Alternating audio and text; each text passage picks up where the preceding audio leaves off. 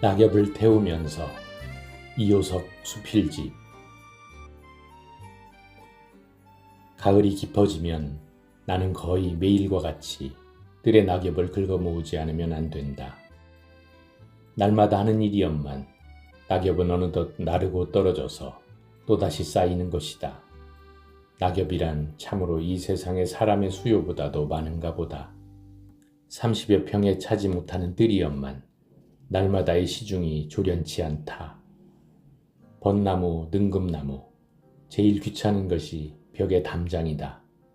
담장이란 여름 한철 벽을 온통 둘러싸고 지붕과 연돌에 붉은 빛만을 남기고 집안을 통째로 초록의 세상으로 변해줄 때가 아름다운 것이지.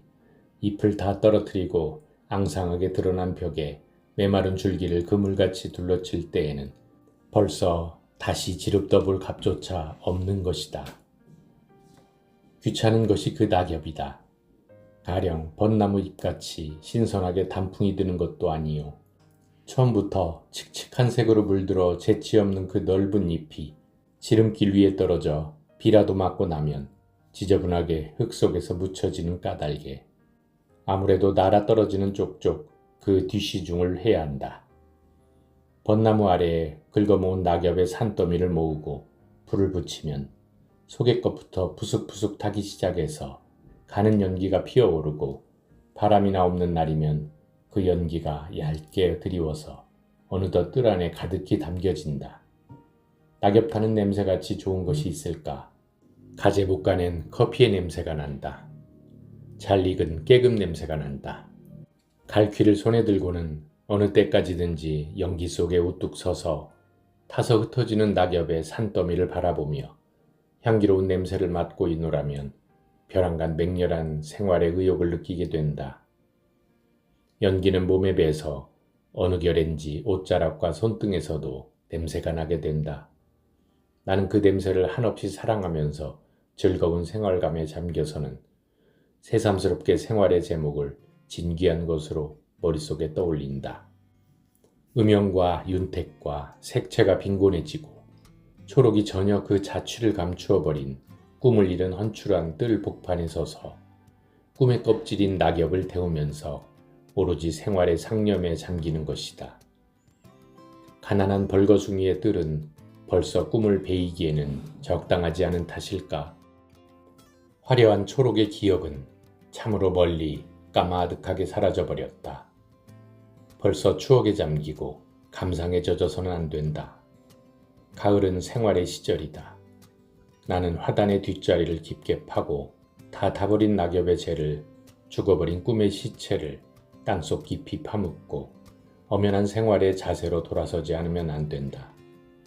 이야기 속의 소년같이 용감해지지 않으면 안 된다. 전에 없이 손수 목욕물을 깃고 혼자 불을 지피게 되는 것도 물론 이런 감격에서부터이다. 호스로 목욕통에 물을 대는 것도 즐겁거니와 고생스럽게 눈물을 흘리면서 조그만 아궁으로 나무를 태우는 것도 기쁘다. 어두컴컴한 부엌에 웅크리고 앉아서 새빨갛게 피어오르는 불꽃을 어린아이의 감동을 가지고 바라본다. 어둠을 배경으로 하고 새빨갛게 타오르는 불은 그 무슨 신성하고 신령스러운 물건 같다.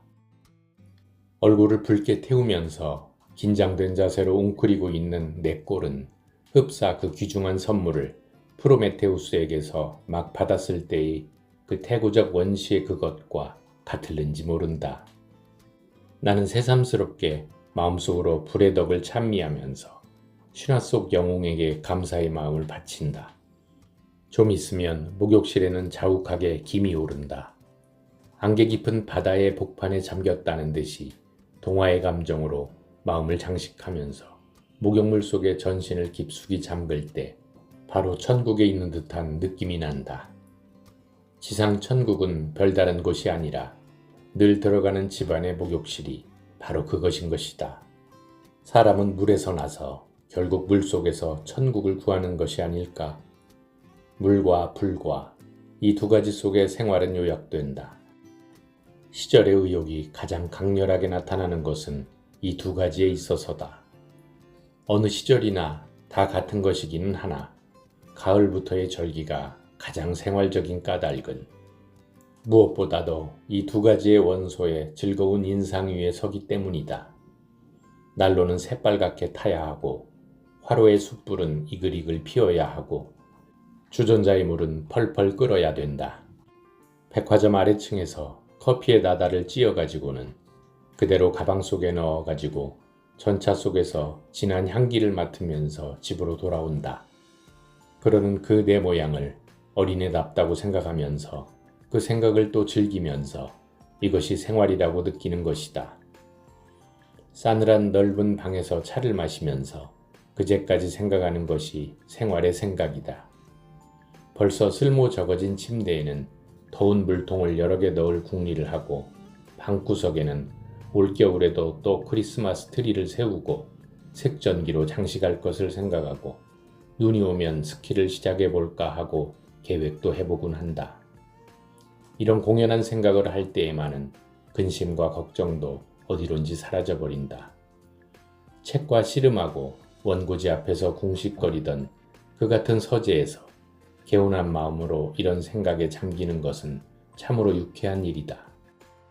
책상 앞에 붙은 채 별일 없으면서도 쉴 새 없이 궁식거리고 생각하고 괴로워하고 하면서 생활의 일이라면 촌음을 아끼고 가령 뜰을 정리하는 것도 소비적이니 비생산적이니 하고 멸시하던 것이 도리어 그런 생활적 사사에 창조적 생산적인 뜻을 발견하게 된 것은 대체 무슨 까닭일까?